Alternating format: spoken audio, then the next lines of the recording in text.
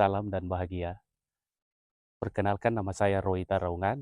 Berikut adalah video berbagi praktik baik saya selama kurang lebih 9 tahun saya mengabdi di SMP Negeri Kokoda Utara. SMP Negeri Kokoda Utara adalah salah satu sekolah terjauh yang kebetulan terletak di distrik terjauh juga di Kabupaten Sorong Selatan. Distrik Kokoda Utara sudah berbatasan langsung dengan Kabupaten Maibrat dan Kabupaten Teluk Bintuni. Berikut ini adalah kondisi sekolah SMP Negeri Kokoda Utara di tahun 2015. Kita hanya memiliki 3 ruang kelas. Dan ini adalah kondisi terbaru sekolah SMP Negeri Kokoda Utara. Sudah memiliki beberapa bangunan, walaupun bangunan ini bukan ruang kelas dan kita lakukan alih fungsi agar berfungsi sebagai kelas.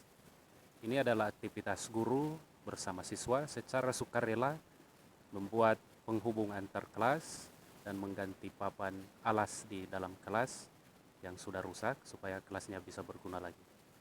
Kemudian ini adalah akses menuju Kokoda Utara. Satu-satunya akses adalah menggunakan jalur laut dan sungai. Kendala yang lain ketika air surut, kita akan mendorong perahu dan kita tahu bersama di Muara Kamundan itu banyak buaya. Dan kendala kita juga belum berakhir di situ. Dari pinggir sungai kita harus mengangkat barang-barang makanan kita bawa ke Kobel, jauhnya kurang lebih 500 meter. Dan ini adalah screenshot untuk kecepatan internet di Kokoda Utara, sehingga kami belum bisa mengeksplor lebih di internet.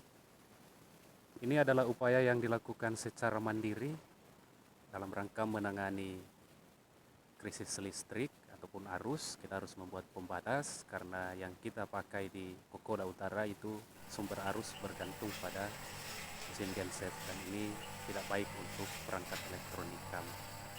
Ini adalah kondisi air sungai, Sungai Kamundan yang merupakan salah satu sumber air. Kondisinya sangat coklat airnya. Dan untuk air bersih kami berharap di air hujan. Kebetulan saya ada rekaman dengan cuaca hujan, sehingga ini merupakan bukti bahwa sumber air minum berharap dari hujan. Berkolaborasi dengan orang tua itu sudah jalan. Kita selalu melibatkan orang tua dalam setiap program sekolah. Kolaborasi kami pun berlanjut dengan puskesmas yang ada di distrik Kokoda Utara, dan ini sudah berjalan dengan baik. Kita punya relasi dengan puskesmas Kokoda Utara sudah berjalan dalam waktu juga yang cukup lama.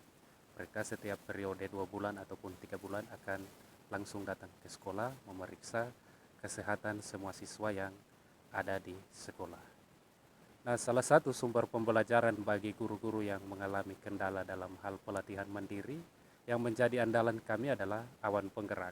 Awan Penggerak adalah salah satu platform yang bisa dipakai secara offline, dan kebetulan saya salah satu pasien. Untuk pembelajarannya itu sendiri kadang dilakukan siang jika itu ada minyak untuk menghidupkan genset, dan kadang kita lakukan paling banyak adalah di malam hari. Selain kita mengefisienkan BBM, dapat penerangan, kita juga dapat pembelajaran.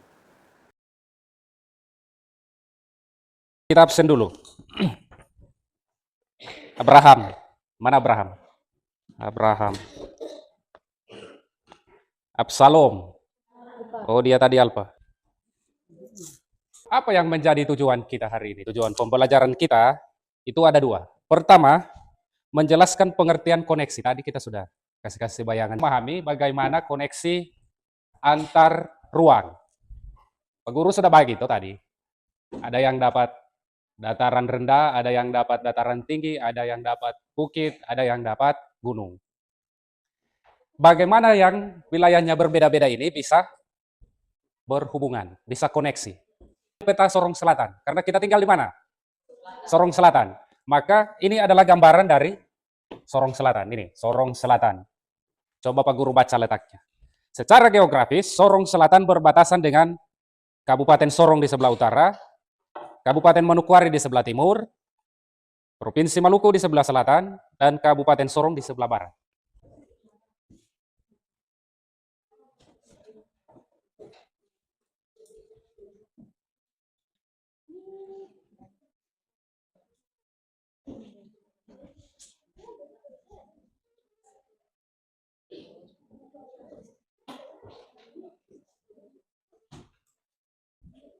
Angkat kertas nomor 2. Angkat kertas nomor 2. Nomor 2.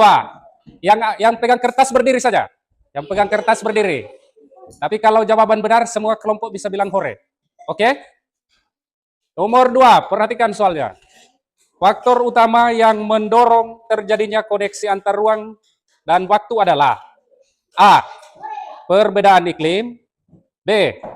Perbedaan budaya. C. Kebutuhan manusia. D. Perkembangan teknologi. Jawaban yang benar adalah C. Mantap. Nomor terakhir. Salah satu tantangan dalam koneksi antar ruang dan waktu adalah titik-titik. Perhatikan dulu soal, supaya jangan salah. Salah satu tantangan dalam koneksi antar ruang dan waktu adalah titik-titik. A. Adanya perbedaan waktu. B. Terbatasnya sumber daya alam. C. Munculnya bencana alam. D. Kurangnya kesadaran akan pentingnya lingkungan. Jawaban yang benar adalah A. Bagus. Silakan duduk. Silakan duduk. Oke. Kertasnya dibawa saja di rumah. Perhatikan. Sampai di rumah ataupun sampai di tempat bermain yang masih agak susah untuk membaca. Cobalah baca-baca apa saja yang didapat di jalan. Tidak harus baca buku. Misalkan di jalan ketemu kertas. Coba eja, ST, biar ada pembiasaan baca. Tuh. Belajar lagi menulis. So bisa tuh menulis. Tahu abjad. Sudah tuh. Jadi sampai di rumah jangan keputar. Oke? Bisa ya? Ada yang mau bertanya kah? Tidak ada. Siapa yang lapar? Semua. Baik, kalau begitu, supaya kita punya kelas teratur ulang, silakan meja diatur seperti tadi. Dan kursi kembali seperti tadi.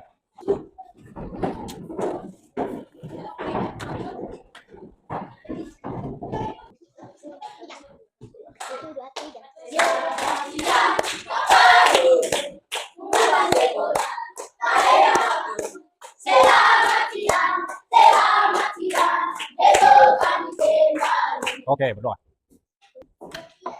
Berapa yang bawa sapu? Ada bawa sapu. Sudah bawa semua? Kalau begitu sapu dulu kelas.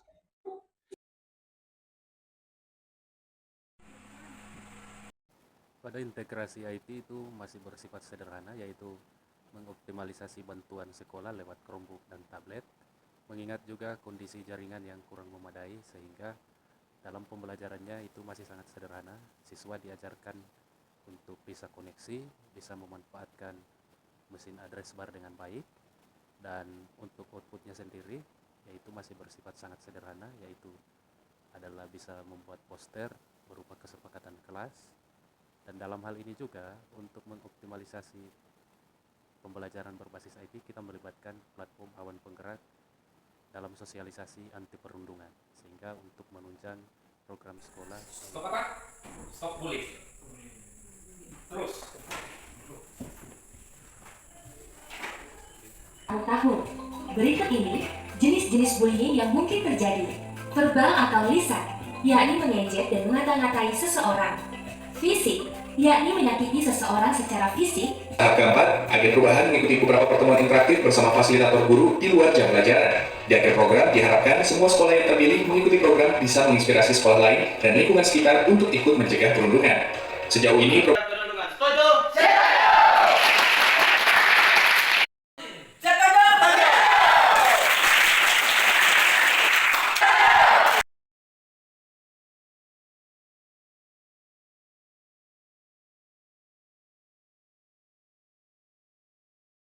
Salah satunya, anak yang sering dibully di dalam kelas, dia akan mendatangkan trauma. Saya tidak usah sekolah.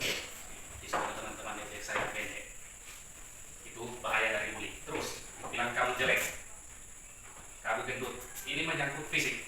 Hal ini akan menimbulkan kecemasan di anak yang sementara kena bully.